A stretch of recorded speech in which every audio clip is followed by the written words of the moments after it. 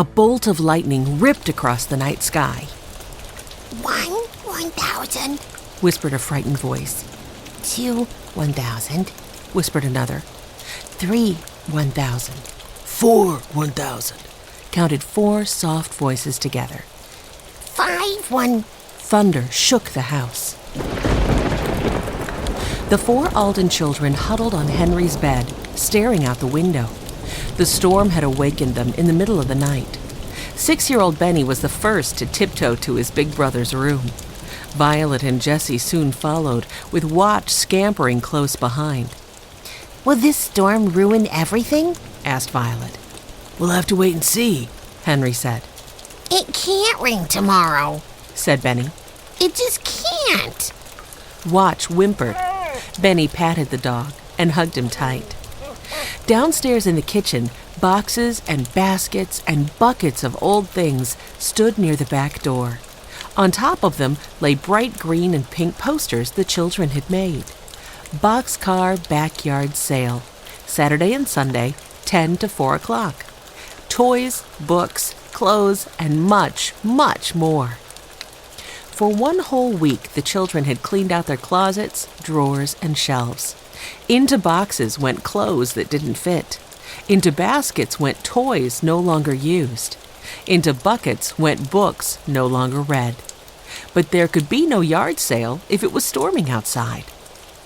Another bolt of lightning turned the black sky bright.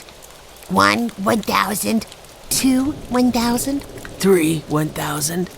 They counted until the thunder boomed. The storm's coming closer, said Henry. When it's right over our house, the lightning and thunder will come at the same time. The children's hearts pounded as they watched and waited. Once, they had no home to protect them from storms. After their parents died, the children were supposed to live with their grandfather. But when they heard he was mean, they ran away. It was during a storm like this that they found shelter in an old railroad car. The boxcar quickly became their home, and they lived in it until Grandfather found them. When they saw how nice he was, they came to live with him. Later, he surprised them by bringing the boxcar to the backyard so they could play in it whenever they liked. Suddenly, a burst of lightning and clash of thunder came all at once. Oh, no! cried Benny, jumping under the covers with Watch. They made such a funny lump in the bed that everyone laughed.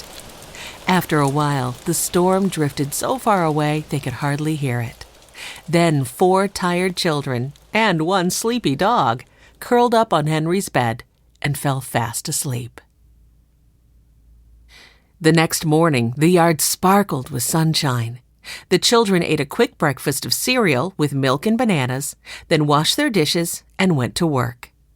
12-year-old Jessie piled their yard sale signs onto a red wagon and tossed in a ball of string and a pair of scissors.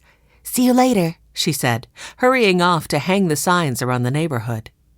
Violet set up a table with a sign that read, Violet's Tasty Treat Table, in the shade of a large oak tree. The 10-year-old spread out a red and white tablecloth. On this she put a tall pitcher of lemonade, plastic cups, napkins, and 2 plates of fresh-baked cookies.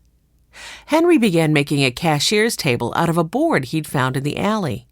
The 14-year-old slipped the claw end of his hammer under a few old nails and pulled them out.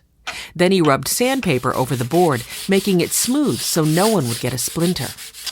As Benny emptied the boxes, baskets, and buckets of their old things onto tables, a familiar black truck rattled down the alley.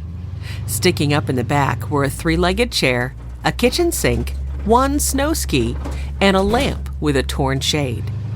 Everyone in Greenfield knew Mr. Robbins' truck. Every morning, the retired carpenter drove up and down alleys collecting things people threw away. Junking, he called it. He always came by early because, he said, this old Robin is the early bird that catches the worms. Back home in his workshop, he'd clean what needed cleaning and fix what needed fixing. Then he'd sell it all at Greenfield's flea market. His truck creaked to a stop at the Aldens fence. Morning, he called. The children waved. Good morning, Mr. Robbins, said Violet. And why, may I ask, are the Alden children up and out so early in the day?